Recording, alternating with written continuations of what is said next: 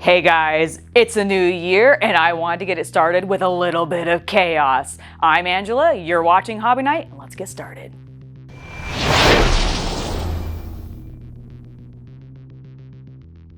I'm not gonna lie, I've had chaos on the brain ever since we saw that preview trailer hinting at the fact that we might be getting a new Chaos Knight. And while I know that there were also some very cool Eldari and other models listed in that video, the chaos lives deep in my heart, and that's all I've been able to think about. So it made me start going, what do I have from my Chaos lineup that I already own that I could paint that's big and chunky and will satisfy the idea of painting a knight? Well, I have a Hellbrute back from the Dark Vengeance set, and I'm going to get him painted up in my Death Guard color scheme, because that's another thing that I've not done on the channel in a really long time, and I wanted to bring back very early into the new year. So we're going to be painting up a Hellbrute in Death Guard colors. I've got Mr. Hellbrute here, and this is quite an old model. I think I've had him since the 6th edition Dark Vengeance starter set. And you can kind of tell because when I built him, it looks like I either maybe push fit him or just wasn't really paying attention to the guide as well, or my fit, and I've got a ton of gaps. It's mostly in his side and on some of the fleshy bits, but even in some of the armored pieces, there's some pretty big gaps. And I want to go ahead and fill those, and I'm going to do that with a bit of green stuff. That way it's not going to affect my paint job, especially since contrast paint is a bit thinner and can sometimes slide into those gaps really easily. So, you might be wondering, what's green stuff? Well, it is a 2-part epoxy putty that you can pick up at most hobby shops that comes in a little package sort of like this with yellow on one side, blue on the other. You'll want to cut off a portion that you think is appropriate for whatever it is you are gap filling. I'm going to take off probably a fairly large amount just because I have quite a few gaps that I need to fill, and you'll want to mix the two portions together. Preferably keeping your hands a little bit damp while you're doing this because the putty can be a little tacky and stick to your fingers and everything. You may also want to dampen your tools as you're working with them as well. Once the product has been mixed together and you have a solid green, consistent color, you'll take off portions of it, sort of treating it like you do clay or Play-Doh, and you'll want to fill in those gaps as you see you need fit. Then you may even want to use shaper tools to help push the putty a little further in and even smooth it down. I'm actually going to really focus on all of the fleshy bits, but I will be covering in some of the gaps on the armor.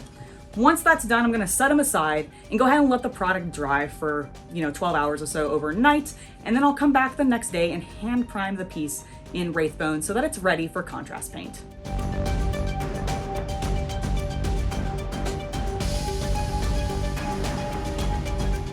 It's that time of the video where I interrupt to tell you about my Patreon and to let you know that we just added a Discord server which all tiers get access to. So if you're wanting a way to chat with me, share with me your projects, or just tell me what board games you're playing, definitely make sure to check the link below and check out my Patreon.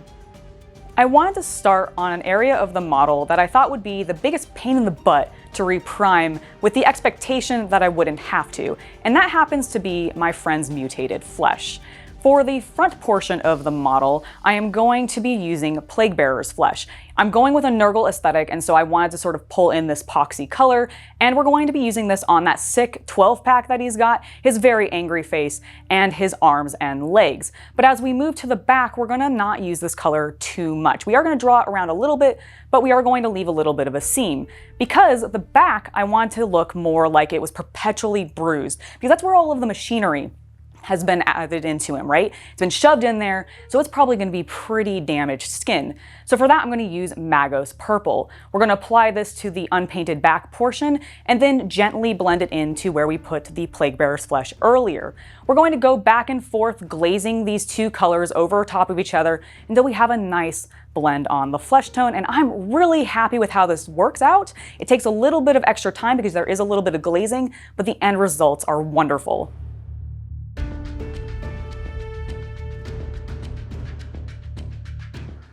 What are you thinking, Angela?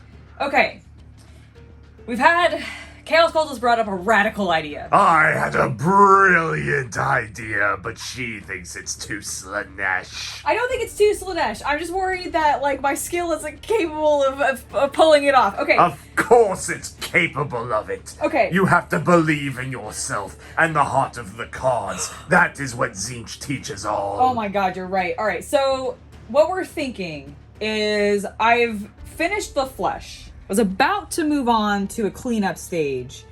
However, Chaos Cultist had this great idea.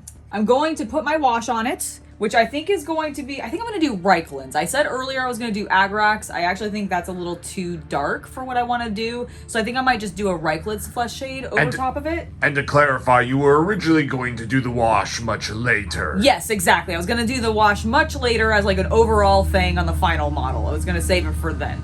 But I like the idea he has. So we're going to do the wash now on the flesh. It's going to be Reikland's flesh shade. This way I can still do an Agrath Earth shade on the actual armor and have it be a little different. Anyways, we're going to do that. And then we're going to come back in with some dry brushing using a couple of Army Painter colors. I think we're going to go with Ruby Skin and Mutant Hue. And these are going to be used to sort of tie all the colors in together because I've used a lot of purples. And I have that green, but I want to pull out a little bit of an actual fleshy tone so that it looks like it's, you know, him sort of stretched and like pulled and then he like mutated and everything. So, because he is supposed to be, you know, I mean, it's a dreadnought turned into, so that's the dude inside who's very, very tortured. But like, I think it'd be cool. So I'm gonna dry brush, I think on the green, primarily the pinky flesh color, and then on the purple portions, the mutant hue, because I think that'll just tie it all together and probably do a little bit of crossover between them. But let's go ahead and get to doing that, and then we'll be able to do a cleanup stage. I did decide to go with Reikland's Flesh Shade for this next step for my wash. And I'm really glad that I did because I think it's just going to complement better with the opaque colors that I chose for my highlights. Speaking of which, once the wash is dry, we're going to go ahead and start dry brushing some Mutant Purple from the Army Painter onto any place that we put Magos Purple. But I also want to use this color as a transition between the green and purple flesh that we've already painted down. I'm really liking how this goes, but I want to add one additional color tone to this mix-up, and that is going to be Ruby Skin. It is a new color from the Skin paint set from Army Painter, and I really like how very light pink it is. I think it's going to work perfectly as a final highlight color on all that bruised flesh area. I really love the way that this looks. I'm so glad that Chaos Cultist suggested it. Now let's move on to some other details.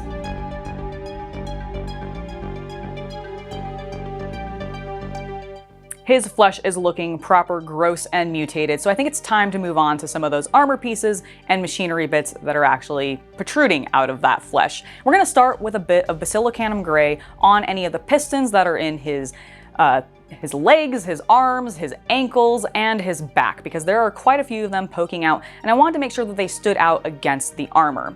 Speaking of the armor, we're going to move on to that next and use a bit of Militarum Green on all the flat panels. This is my classic look for my Death Guard. I absolutely love it, and I really like the way that Militarum Green works now with my Vortex mixer.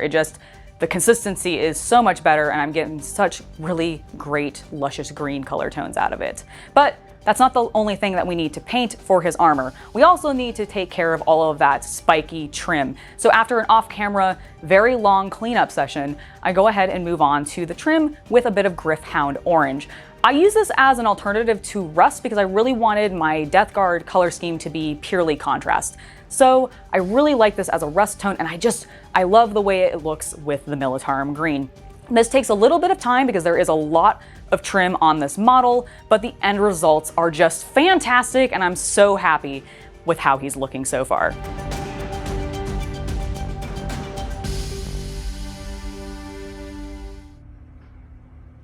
I'm pretty happy. You're looking good. This is pretty cool. I think I'm happy with them. We have finished the trim and everything. Not actually, because I still obviously need to paint it, but it's all cleaned up. That was the word I was struggling to find. This is totally the take we are going with. This is definitely the take we're going with. I've finished the cleanup on all the trim and details, which is all I have left to do on the model, barring the base itself, which that I think is going to be relatively easy because my Death Guard bases are quite simple. So I just have a couple of colors to work on. I think I'm going to go ahead and tackle the actual trim itself next, because that is going to be...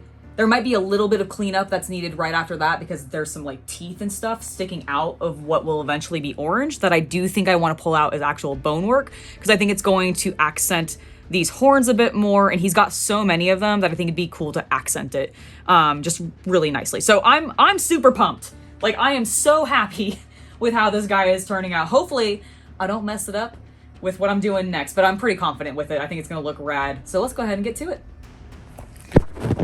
There's just a lot of detail left, so let's run through that now. For any of the tendrils or organ-wrapped cables, we're going to use a bit of Vulpes pink. For the cables within those organs, as well as any other cords or cables that are outside of his body, we're going to use a bit of a Yondan yellow. But I'm also going to use a Yondan yellow on any of the eyes that are on his armor. I just think it'll pop really nicely against that green and really make them stand out. Then we're going to move on to Trusty Skeleton Horde for any of the teeth or bones, and my gosh, are there a lot of them that are on this model. It took a little while to clean all these up as well, but the end result with all of those very pale, pokey things sticking off the armor, I love it. The teeth look amazing in the end.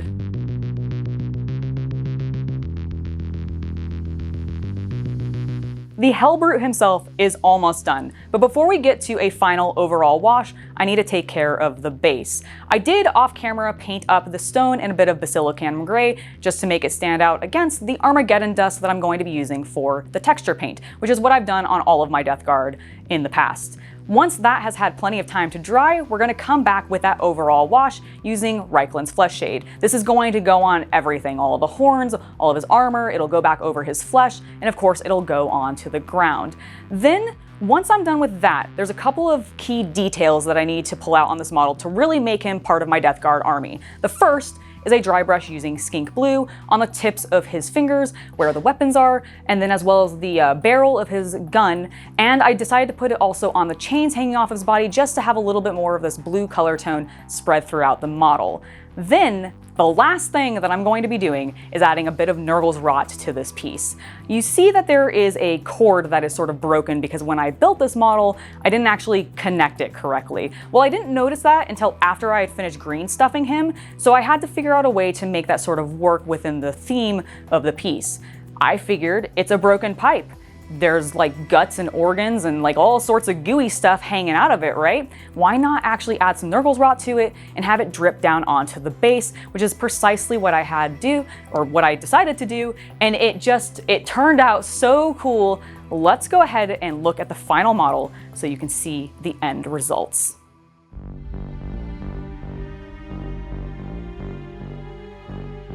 And here he is in all of his Nurgle glory, and I'm incredibly pleased with how this model turned out, especially considering the challenges I think that there were going into this particular paint scheme.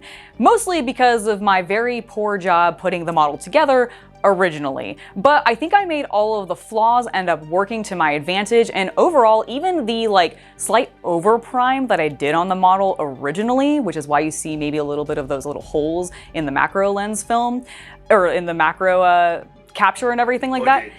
The footage, yes, that's the word I'm looking for. Even though you might see those little holes there because of the overprime, I still think it ends up working. I mean, it's partially because he's Nurgle, but I'm really happy with how this Hellbrute turned out. It satisfied my desire to not only paint with my Death Guard color scheme, but also to work on something Chaos, because I still am incredibly excited about the potential of a Chaos Knight, you guys. Like, I know there's Eldar out there, and I'm very hyped for that too. I can't wait to paint some lithe elf boys, but I really love chaos, and I just want more of it in my life, and this allowed me to do so. So before I head off, I did want to give a huge shout out to all of my patrons for supporting me and allowing content like this to continue to be made. You guys are awesome. Thank you for being over there, talking with me on the Discord server, all of that stuff. It's been awesome.